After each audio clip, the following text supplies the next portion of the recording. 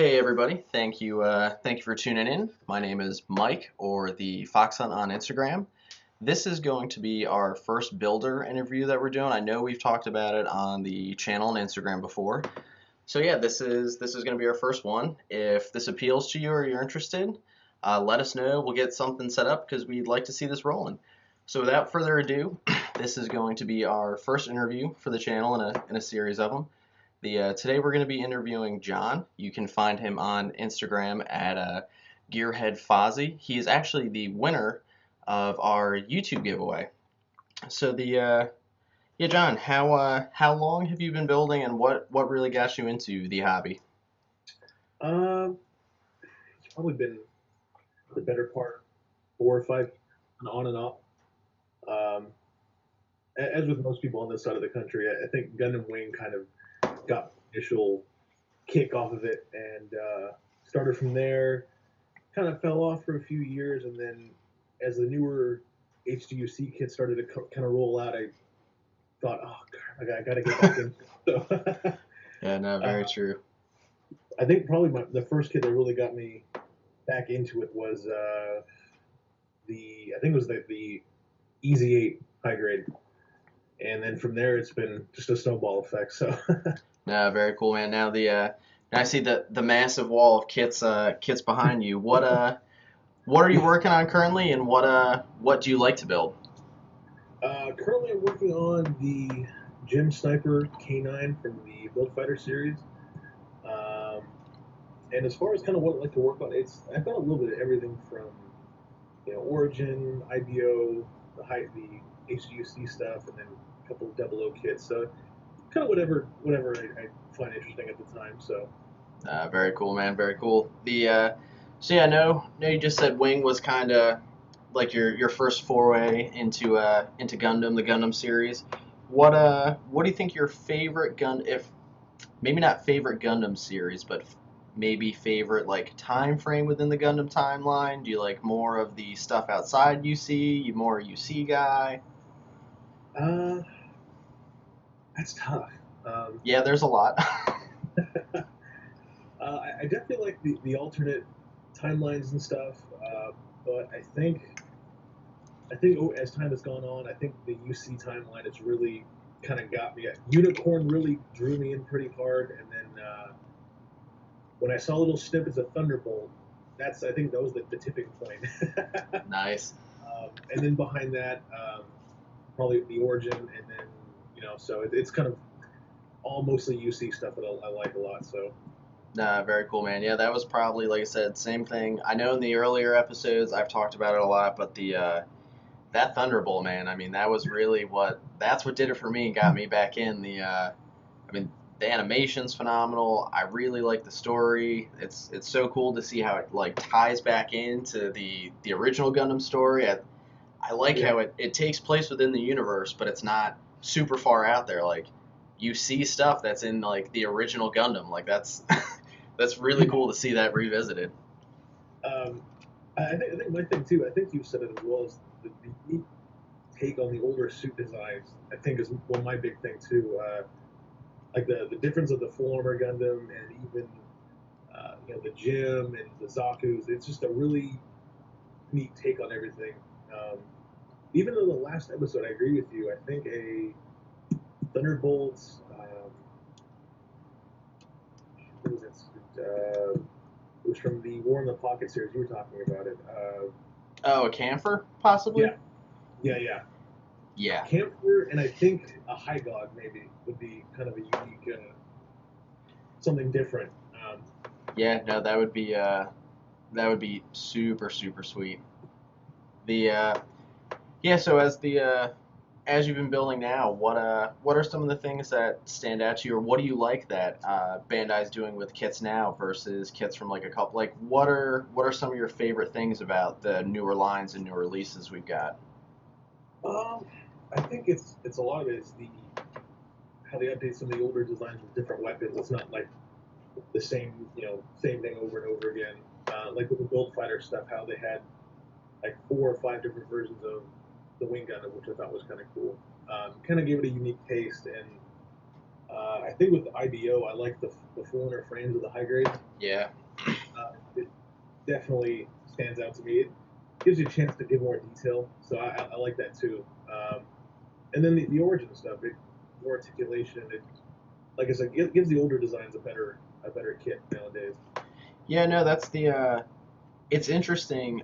I'm really glad you brought up the almost like full inner frame on the IBO line, and Yeah. especially then tying it into the Origin too. Even some of the orange Origin kits, I know it's not like a full blown full inner frame, but it's the high grades are almost getting to the point where that's there. I'm almost done building the ground GM Mhm.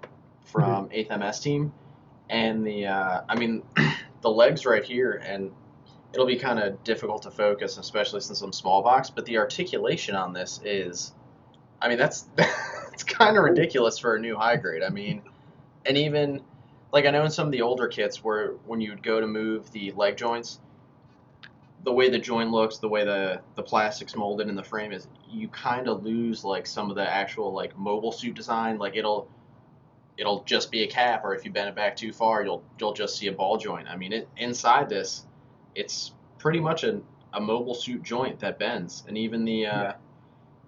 like I said, even the Origin line, it's really cool to see that attention to detail on a high grade, because the real grade line is cool because you really get that detail packed in there. It's tedious and it can be a super big pain, but yeah, like I said, personally myself, I like the master grade line, but for my budget, what I like to do with kits and stuff like that, it's high grade all day, and it's really cool to see Bandai taking some of that stuff and throwing it in these newer kits. Yeah. I think that's why I've stuck to a lot of high grade stuff. Is it's easier for me to get into it, and master grades, as much as I love them, need a lot of space. They and they're expensive. So Yeah, no, they are.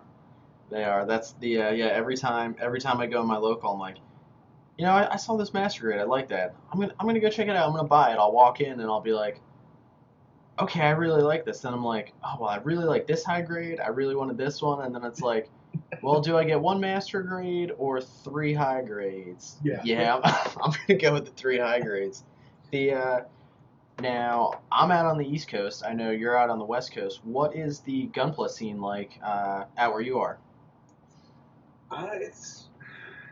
It's kind of few and far between. It's not as popular out here. Not many shops carry kits. Um, the only place I can think of remotely close by is probably like a hobby town, and that's half an hour away. So it's unfortunate. I hope it picks up more and more as they release newer series and kits and stuff. So um, it would be a benefit, I think, overall. Yeah. The So you doing most of your Gunpla shopping online now? Unfortunately, yeah, I'd like to go to a local shop, but it's sometimes online's cheaper. But if I'm in a place that has them, I'll definitely look. So Yeah, that's it's cool, hard to man. keep my eyes away. I'll walk by and, well, what is that? Yeah, no, I hear that, dude. Yeah, it's interesting. Now I don't have any hobby towns out by me, but like a bunch of the other guys I talk to online, it seems to be that hobby town. If you're not going to like a comic shop or something that like specifically carries more like anime or Japanese imports, it seems like that's like the go-to place to get them. Yeah, The Now, does Barnes and Noble? Do you have any Barnes and Noble out your way that carries Gunpla? I have one, and they're usually a little more expensive. Um, so like I've seen, like for instance, a real great Exia, they're normally like 25, maybe $28. I think at Barnes and Noble I've seen them for maybe like 35, and Yeah. so it's like, so yeah, it depends on what's around. Like for instance, I just went on a trip out kind of Kentucky area, and actually I found two hobby towns that both had the dendrobium, which I've Hmm. never seen in person. It was like $300, but I was gonna say you're talking the big high grade guy, right? huge. Yeah. I walked in and I looked down. I was like, "What the hell is this?" Yeah, no, that's massive. But yeah, speaking of big kits, I just finalized my order on the Psycho Gundam. So Nice. looking forward to that. I know it's going to be. I have to update the colors because the purple and the bright white. And, Yeah, no, I hear that. Now, like I said, we obviously talk online, follow each other, stuff like that. What got you into more so wanting to like customize and detail your kits? I think after a while of seeing them all perfectly clean and straight build, I was like, that's looks kind of boring, you know. So it started with I got the E8 originally, and it was a couple of years that went by, and I picked up the regular ground Gundam, and I thought, okay, let me, I just took like a simple hobby knife and just cut a couple divots in the shield, kind of put some brown Sharpie over like some silver paint pen, and turned out pretty good. And I think from there it just kind of progressed farther on, and now it's full on custom paint and different weapons and stuff. So it's as I get better, I like to kind of see how much farther I can go. So Yeah, no, that's awesome, man. Now for somebody who may be just starting out building, what would be some kits you'd recommend? Like a nice meaty first go round. I think as a first kit, I would definitely say the Revive RX-78. Simple kit, very little stickers. Everything you need is there. Pretty much, as far as I know, everything is color accurate. Yeah. Um, I'll agree with you and say some of the Origin kits, like the regular Zaku 2, either Char, the Black Tri-Stars, even maybe some of the IBO kits wouldn't be a bad start. They're usually pretty cheap anyway, so I Yeah. definitely say any of those, and then maybe a Build Fighter kit depending on what it is. Yeah, very true. Now before we start wrapping things up, any kits or series you're looking forward to coming out? I'm definitely looking forward to Twilight Axis. Nice. Uh, I'm kind of hoping there's a slight tie into Unicorn, maybe just like a little kind of transition phase. And then right now, Thunderbolt is definitely on the top of my list of stuff, and then the last episode of IBO. So Yeah. uh, I'm kind of hoping we get some updated kits of older designs or just something new in general. Um, kind of hoping for a Thunderbolt Dom. Fingers crossed. Yeah, I would love to see that.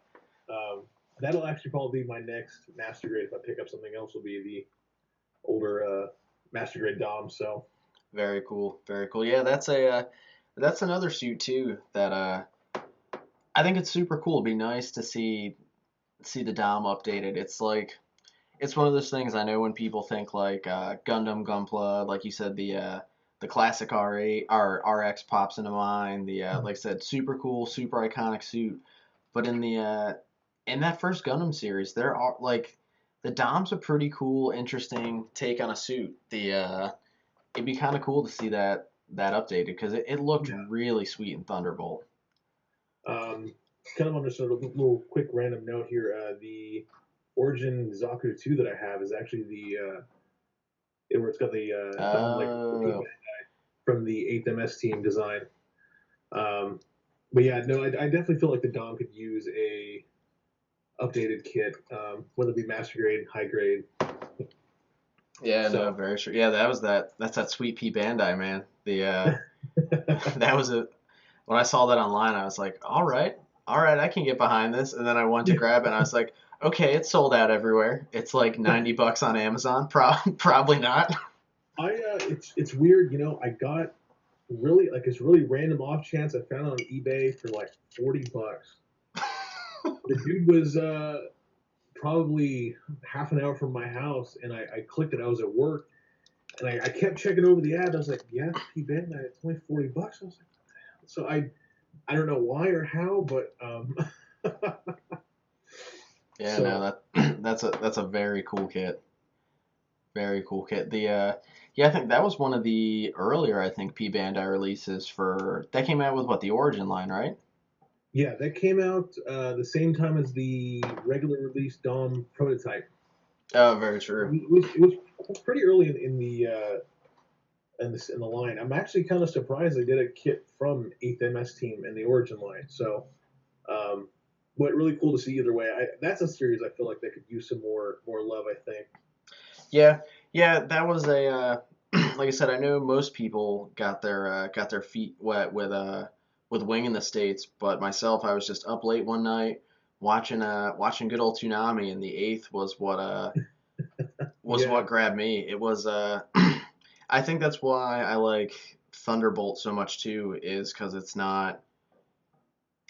the episodes are to the point. It carries the story like it's a combat unit in a war. It's not.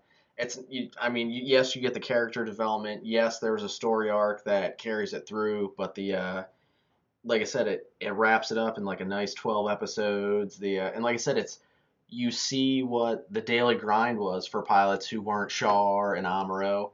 I mean, these dudes were out pounding each other. well, that's I think what I liked about the 8th MS Team is there weren't any new types. No one was special. It was grunt suits in the jungle, no help. I think that's why I like the EZ8 so much. Even its bio, it was built from spare parts they had laying around. It wasn't, a prototype or anything like that. It was like, oh, we got this laying around. Screw it, why not? Yeah. So, Very um, cool, man. so Yeah, yeah, no, it was a like I said, that always hold that series near and dear to me. It was a super good one, super good one. The yeah, so before we sign off, any advice you give somebody who's just starting to build? um, you know what? Just take your time. If you see something you like, go for it. The worst case is you mess up, you can buy another one and do it all over again. I feel like this hobby is definitely a labor of love. The more you put into it, the more I feel like you get out of it. So and you can meet tons of cool people through this hobby. So it's definitely worth I think putting some good time into. Yeah, no, no, I think that's a very good point. Because like I said, even though it's a smaller hobby that's still growing in the States, the community online is really cool. You meet a lot of cool people, a lot of helpful people who will say, you'll see a kit somebody built, somebody did something like, yeah, how'd you do that? Oh, you just do this, or they'll send you a link like, oh, I watched this video. This is how I learned how to do that. Like it's really cool to Yeah, see how a bunch of and then you know what? It's interesting too. Like the said we obviously met online through Instagram, and mm, it's interesting to see because the more and more people I start talking to, it's like, oh, did you see so and so's? It's like, yeah, no, I follow them too. It's like, oh yeah, they're a good dude. It's it's cool to yeah, see how even though I mean everyone's in different states, different parts of the country. I mean sometimes even in other countries, it's crazy how the hobby just brings everyone together and yeah. centralizes it. It's I, really I think Instagram kind of helps that in a weird way because you're scrolling through. Oh, that's kind of cool. Then you go to their profile. Then you check out someone else's page. So I think that's kind of how it helped me too. Plus, I mean, you can kind of see, okay, I like how they did that, or oh, what parts are those. So it just kind of gets bigger as you go through it. yeah, no, very true, man, very true. The all right, well, I think that's gonna wrap it up for our first interview. John, thank you very It's much for the time, man. Now let's see, today is Thursday, so tomorrow we're gonna cut in, move on to our next episode. But like I said, if anyone else is interested to get in on this format, talk about what you're doing, introduce yourself as a builder, let us know. Like I said, we want to see the hobby grow. We want to see more people get into it. And like I said, this is a way we really just want to start highlighting the community, community builds, builders within the community, all that good stuff. So yeah, on that note, Zig Zion, man. you know.